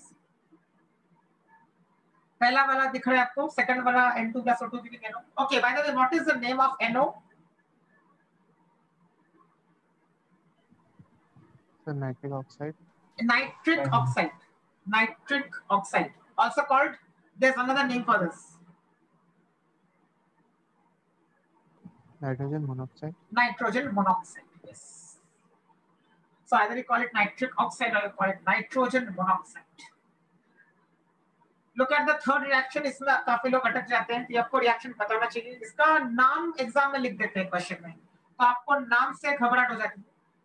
If you don't know the name, you will not be able to write the reaction. तो नाम इसका क्या है देखो, अमोनियम कार्बामेट बोलते हैं इसको.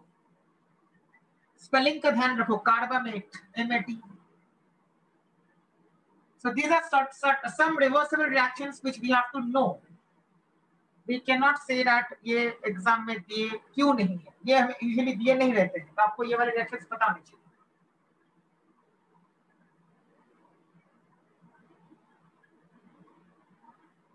वैसे अगर मैं नीचे जाऊं तो फोर्थ वाला,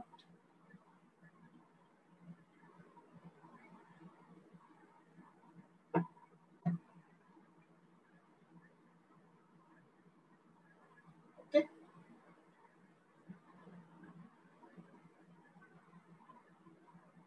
And fifth वाला is again very common example where M is an element of group 2, that means beryllium or magnesium or calcium or strontium. Sir or एक barium. सेकंड के लिए थोड़ा ऊपर स्क्रॉल करेंगे. Which reaction do you want to see? Third one sir. Balance होना चाहिए each and every reaction. तो मैंने भी बैलेंस कर दिया है already. Done sir, thank you. फिर आप इसके नोट्स भेजेंगे ना? हाँ, यस. अभी भेज दूंगा मैं आफ्टर द लेक्चर. एंड ये NO2 का कलर होता है रेडिश ब्राउन, ये पता होना चाहिए. Most of you must be aware of this. तो ये ऐसा कभी-कभी बोल देंगे कि reddish brown fumes are observed after some time. तो आपको समझ जाना चाहिए कि कौन सा आपका रिएक्टेंट है, यानी कौन सा चालू किया है. मतलब क्या कि अगर मैं बोल रहा हूं that, listen to my statement carefully. In a question, if they mention that I start with an oxide of nitrogen in a closed vessel, and after some time I observe reddish brown fumes. What does this mean? This means that जो हमारा starting material था that was N2O. लेकिन अगर मैंने बोला उसी एक अलग क्वेश्चन में, इसको थोड़ा अलग फॉर्म में मैंने दिया कि अगर मैंने ये बोला कि NO2 gas was taken and subjected to a reaction wherein the intensity of reddish brown color decreased over a period of time. तो क्या बोलेंगे? मतलब स्टार्टिंग मटेरियल मेरा NO2 था, स्टार्टिंग मटेरियल मेरा N2O4 नहीं था. तो इसके लिए स्टार्टिंग मटेरियल कौन था वो हमेशा आपको left hand side of the arrow पे ही लिखना है. तो क्वेश्चन पढ़ के जब भी बोलेंगे was taken, was heated, was placed, was kept, मतलब ये सब चीजें इंडिकेट करती है कि आपको वो चीज लेफ्ट हैंड साइड पे लेनी है. ओके, तो ऐसा सब है. देन अमोनिया का फॉर्मेशन ये वाला है. Okay, seventh one is again another reaction which people often forget, NH4HS का decomposition. उसका नाम लिख दिया मैंने ब्रैकेट में, दो नाम आपको बताने चाहिए, दोनों नाम. And eighth one is this, and ninth one is HI, hydrogen iodide. I repeat, you must be thorough with the physical states. Nobody will tell you the physical states.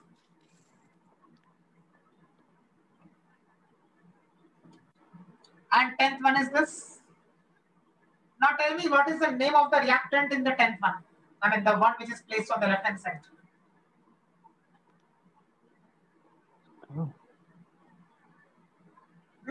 What is the name of this reactant? What is the IUPAC name of this reactant? Methyl ethanoate. Ethyl ethanoate, right? It's an ester. So ethyl ethanoate. तो आपको exam में ऐसा दे सकते हैं. Ethyl ethanoate was hydrolyzed. मतलब we are talking about the 10th reaction. Right. Hydrolyzed का मतलब क्या होगा? पानी के साथ रिएक्शन हो रहा है. So ethyl ethanoate was hydrolyzed. या फिर ethyl acetate was hydrolyzed.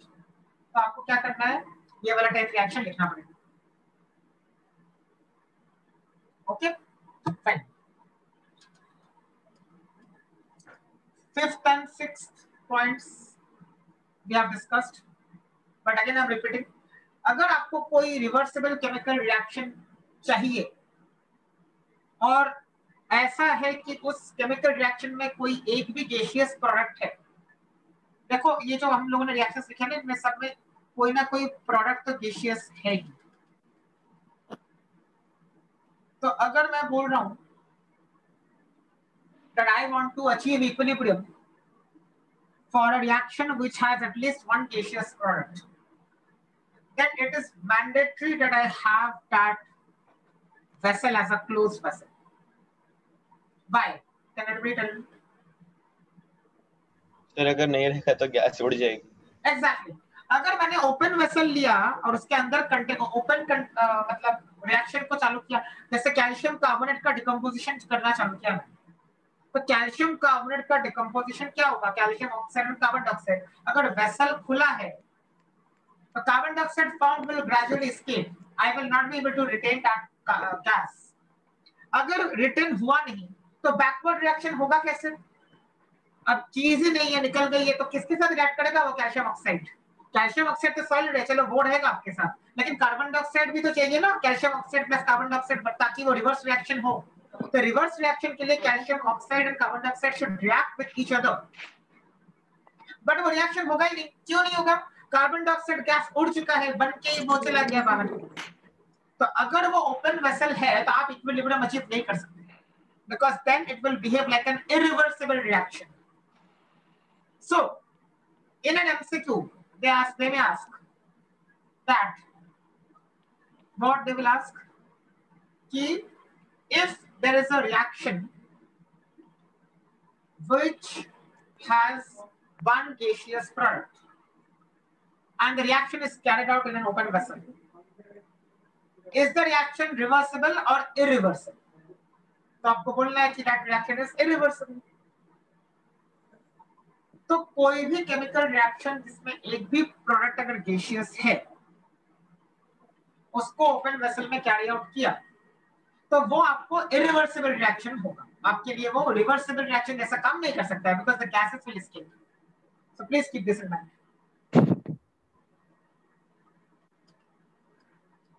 And 7th वाला point I have discussed already. Since both backward and forward reactions occur at the same time at equilibrium, the equilibrium is said to be dynamic in nature. Dynamic मतलब ना ही कोई forward process रुक रहा है और ना ही backward process रुक रहा है. So neither does the forward reaction stop, nor does the backward reaction stop.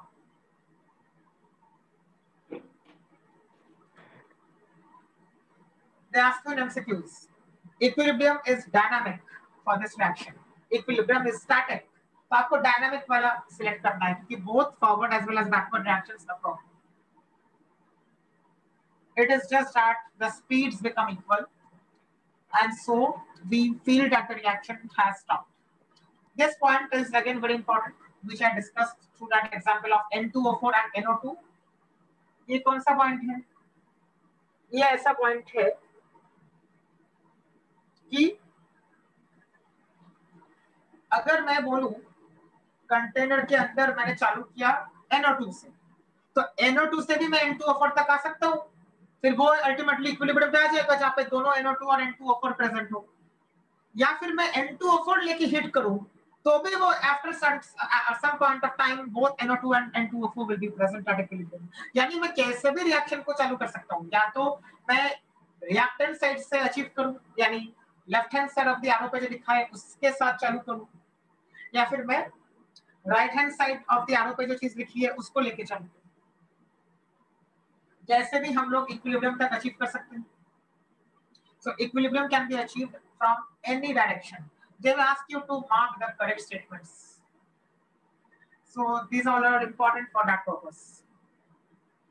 So identify the correct statements. में आपको अगर पूछा तो आपको बोलना है फिर कि हाँ, equilibrium can be achieved from any direction. That is either from the left hand side or from the right hand side. Because eventually वो आके रुकेगा जहाँ पे दोनों के दोनों स्पीड्स इक्वल हो जाए. तो वो बाय डिफॉल्ट टेंडेंसी है, उसमें आपको कुछ करना नहीं है. That is the nature of the reaction. So equilibrium can be achieved from any direction. Very very important point.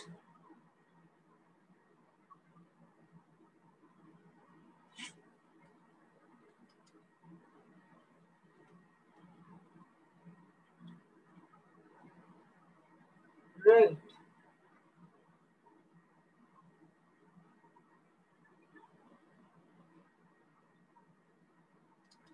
This is the next point. Or I think I have discussed this.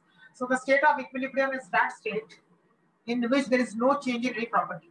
Pressure, moles, concentrations all become constant, and hence we say that there is no further change with respect to time.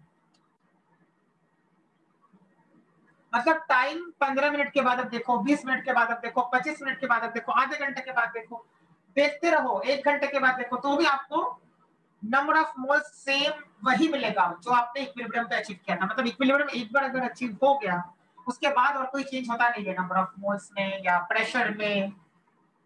So obviously concentration also will not change, because concentration is what the term is used for moles per liter. That is moles of the component per liter of solution. If it's an aqueous solution, or if it is a gaseous thing, then moles of that upon volume of the container in liters.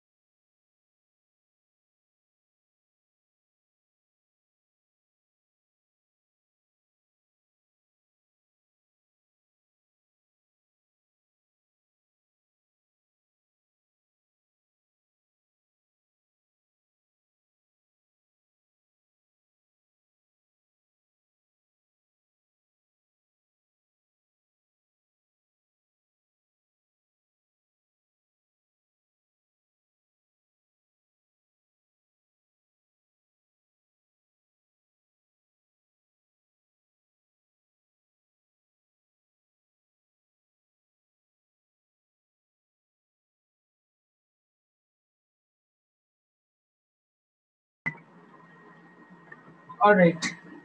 Okay, now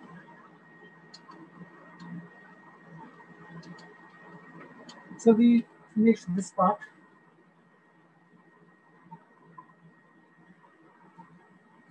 So pressure, moles, concentrations all become constant, and hence we say that there is no further change in any measurable quantity with time. Now this is another point that we have learned earlier in thermodynamics. The state of equilibrium for any process is characterized by minimum value of Gibbs energy, and hence I can say that delta G is 0. Now why is delta G 0? Let's understand this.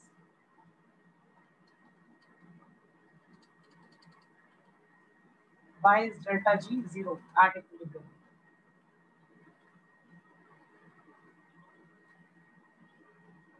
अगर ऐसा एक graph आता है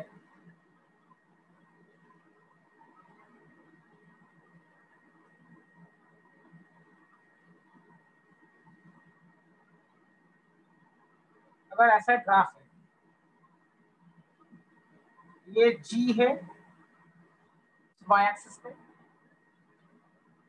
right? So now y axis ये पूरा है आपका,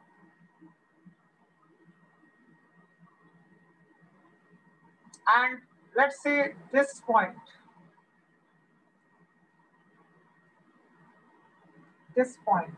which is point A, and चलो नाम देते हैं point B. तो अगर कोई रिएक्शन है ऐसा,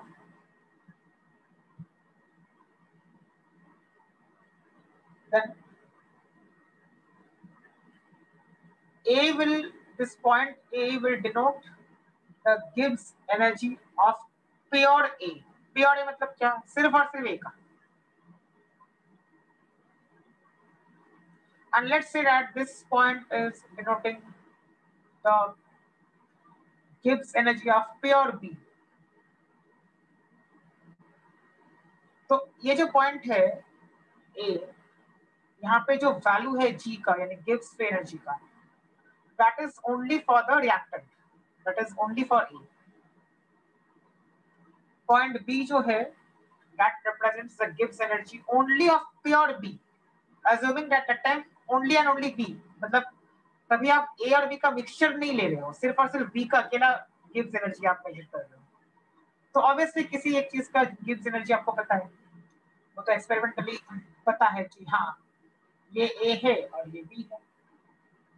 अब जब रिएक्शन चालू हो रहा है शुरुआत में T is equal to 0, that time you have only and only A, so Gibbs energy will be at this point.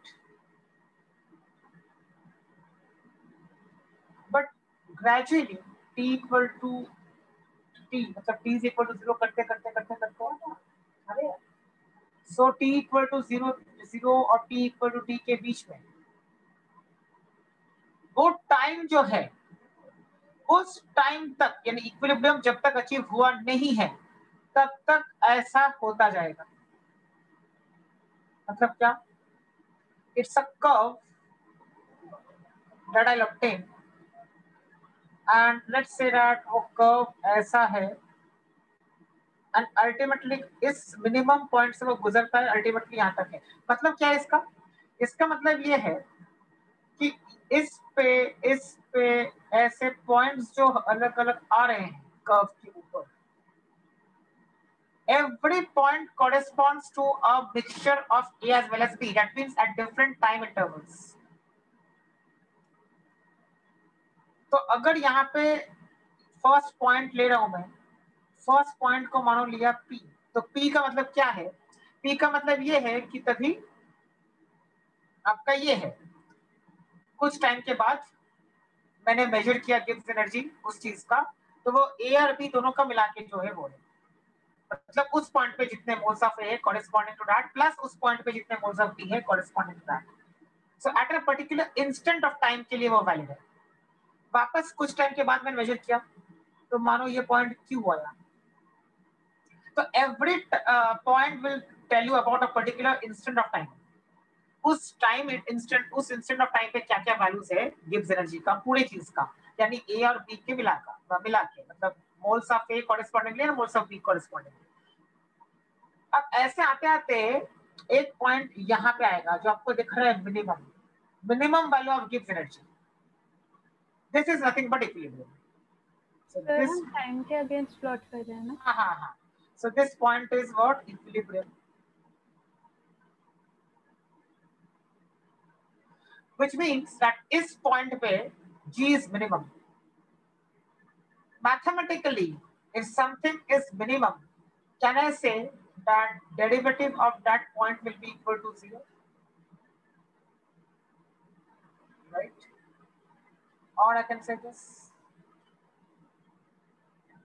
तो इस पॉइंट पे डेल्टा जी आपका 0 है। क्यों? एक तो वो मिनिमा है, वैसे समझ सकते हो, या फिर आप ऐसे समझो कि कोई भी पॉइंट पे अगर मैं स्लोप निकालता हूं, then how do you find out the slope mathematically? It is dy upon dx, or you can say you draw a tangent at that point, और उस tangent का फिर आप निकालते हो स्लोप। यहाँ पे अगर मैं tangent ड्रॉ करूं इस पॉइंट पे, I'll get a line which is parallel to x-axis. This is the line which I'll get. Any line which is parallel to x-axis has slope equal to 0. That means at this point there is no further change. So the point of minima है तो delta g 0 है। Correct? अब कोई बोलेगा मुझे चालू करना है B से, मतलब क्या? Now I have taken P और B and I have started the reaction. I told you equilibrium can be achieved from any side. तो अभी आपका ये है प्रोग्रेस, ऐसा आएगा अभी, ऐसा आते आते फिर से यहाँ के इक्विलिब्रियम देगा। So now this is your portion of the reaction till the time equilibrium has been achieved. So again same thing, at equilibrium G is minimum. Right. That is why we say that delta G is 0 at equilibrium. So if I ask you where is a reaction having minimum value of Gibbs free energy, तो आप बोलोगे the minimum value of Gibbs energy is at equilibrium. So what is the change in Gibbs energy? The change in Gibbs energy is 0.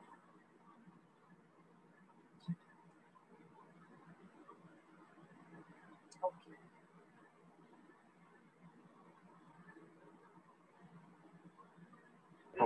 Sir यहाँ पे ये जो B वाला process है, एक बार इक्विलिब्रियम अटेन हो जाएगा फिर जी की वैल्यू कांस्टेंट हो जाएगी।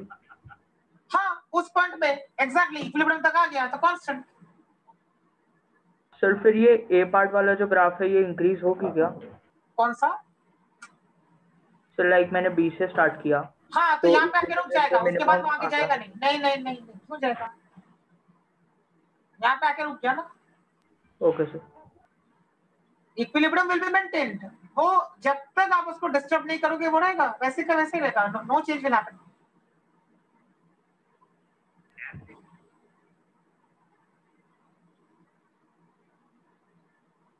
This is the final destination.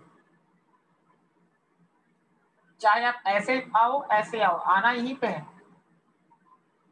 वही उसकी टेंडेंसी है, वो वहां तक जाके रुक जाएगा। Okay, so that also indicates कि वो प्योर मतलब पूरी तरह से कन्वर्ट नहीं हो रहा है, ना ही बी पूरी तरह से ए में कन्वर्ट हो रहा है और ना ही ए पूरी तरह से बी में कन्वर्ट हो रहा है। This point is also proving that. यहाँ पे आके हो गया, खत्म, रुक गया, फिर आगे यहाँ पे जाएगा ही नहीं ना। Now is it clear now? Yes sir. हाँ, तो कहने का मतलब ये है कि आप चालू कहाँ से कर रहे हो उस पर डिपेंड करेगा। अगर आप चालू कर रहे हो बी से, तो this will be the nature of the graph. अगर आप चालू कर रहे हो ए से, then this will be the nature of the graph.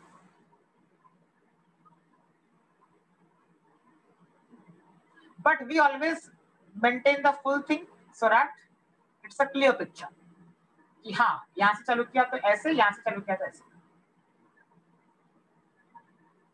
So G is minimum.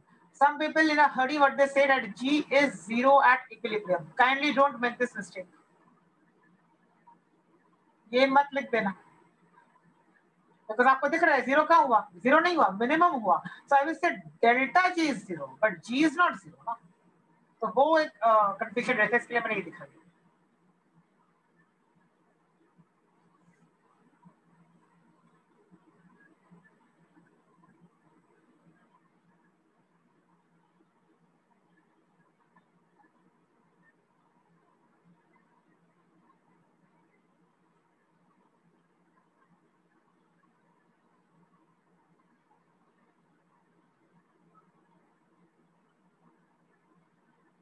Okay. And now we have to know certain examples of irreversible reactions. ये तो reversible थे. कुछ irreversible reactions हैं. This is one irreversible reaction, that is reaction in an open vessel where one or more gaseous products are found. Example दे दिया है calcium carbonate के decomposition का. So if calcium carbonate is being decomposed in an open vessel, this reaction will proceed only towards the right hand side. Correct. क्यों ऐसा? Carbon dioxide चला जाएगा तो reaction को वापस पुश नहीं कर पाएगा लेफ्ट हैंड साइड की ओर, कि वो है ही नहीं.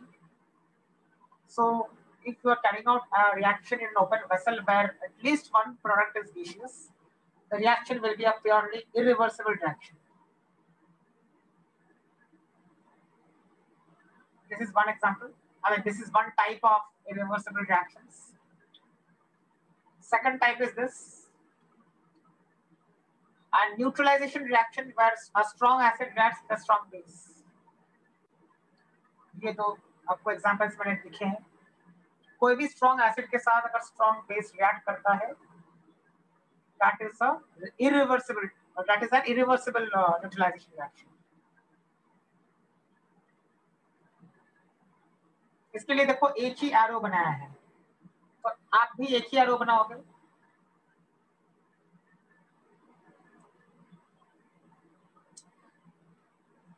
Okay, now what about this acid? What about this acid HF? Is it strong or weak?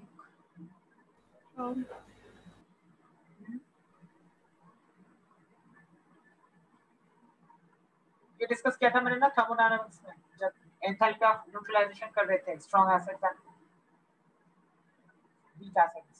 So HF क्या है? स्ट्रॉन्ग एसिड है कि वीक एसिड है?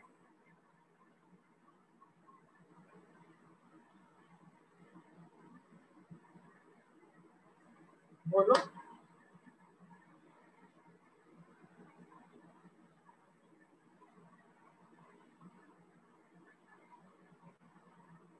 HF is what? Strong or weak? Weak. It's a weak acid.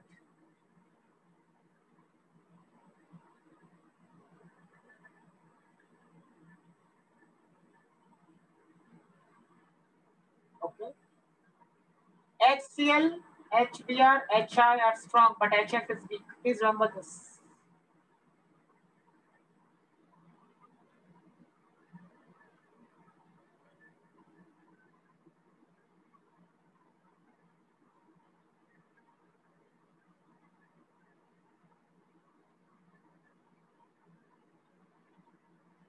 Right.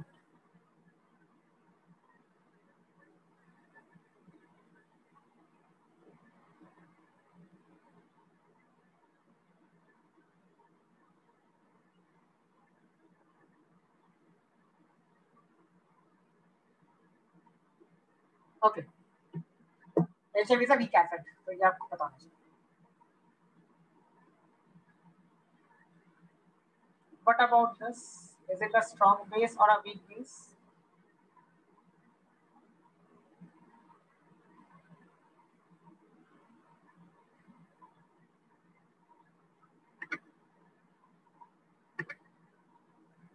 NH4OH is a weak base. याद रखो NH4OH is a weak base. Ammonia is also a weak base. Organic amines, that is these things, these are also weak bases. तो आपको पता होना चाहिए ये weak bases है.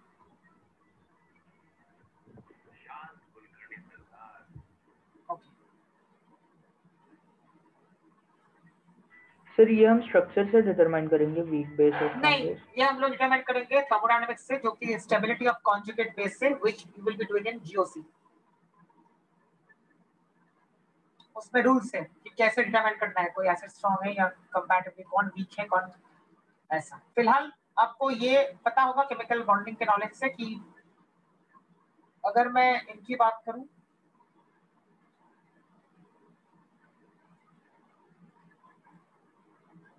Then हम लोग क्या करते हैं, ये जो हम लोग बोलते हैं कि एसिड्स का स्ट्रेंथ ये है, इसका रीजन क्या है? उसका रीजन वही है जो मैं ब्रीफली बताने वाला हूँ. इसका रीजन ये है कि अगर ये डिसोसिएट करके H प्लस को निकालना आसान है तो वो एसिड है, स्ट्रॉन्ग एसिड है. मतलब क्या? अगर मैं HI को तोड़ूं तो H plus and I minus मिलेगा. अब ये H प्लस रिलीज जो कर रहा है, that is why we are calling this an acid. And H plus release करने के बाद जो चीज मिल रही है वो क्या है? लेफ्ट ओवर क्या है? I minus. This I minus is obtained easily and this I minus is stable. It is quite stable. तो I minus अगर stable है, इसका मतलब I minus अकेला ऐसा रह सकता है. तो वही बोल रहा हूँ सर, तो इलेक्ट्रोनेगेटिविटी देख के कम पैक कर सकते हैं. साइज भी देखना पड़ता है, इलेक्ट्रोनेगेटिविटी भी देखना पड़ता है. There are two things. तो अगर एक ही ग्रुप के नीचे आप जा रहे हो तो size will be the dominating factor. तो यहाँ पे I minus is a very stable conjugate base. इसके लिए हम लोग बोलते हैं HI is the strongest of all acids out of these 4. या फिर अभी आप लोगों ने ऐसे नहीं सीखा होगा, अभी ऐसे सीखा होगा कि ये जो बॉन्ड है HI का वो वीक है, तो इसके लिए इसको तोड़ना आसान है. तो इसके लिए because this bond is a long bond, HI जो है, सो HI का बॉन्ड लेंथ ज्यादा है HF से, इसको तोड़ना आसान है. इसके लिए H plus comes out easily. That is also another way of saying this. Correct? तो ऐसा है बिकॉज जो बॉन्ड लंबा होता है ज्यादा, उसको तोड़ने के लिए कम एनर्जी चाहिए ना. तो HI has a longer HX bond as compared to HF. Also, precipitation reactions are irreversible. These two precipitation reactions are very common. You must be aware of these two precipitation reactions. सबसे common precipitation reactions दोनों यही होते हैं. मतलब ये आपको पता नहीं चाहिए ये दोनों के दोनों reactions.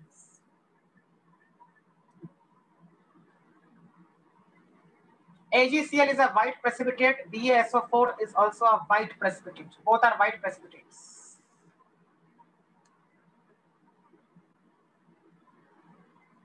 Both are white precipitates.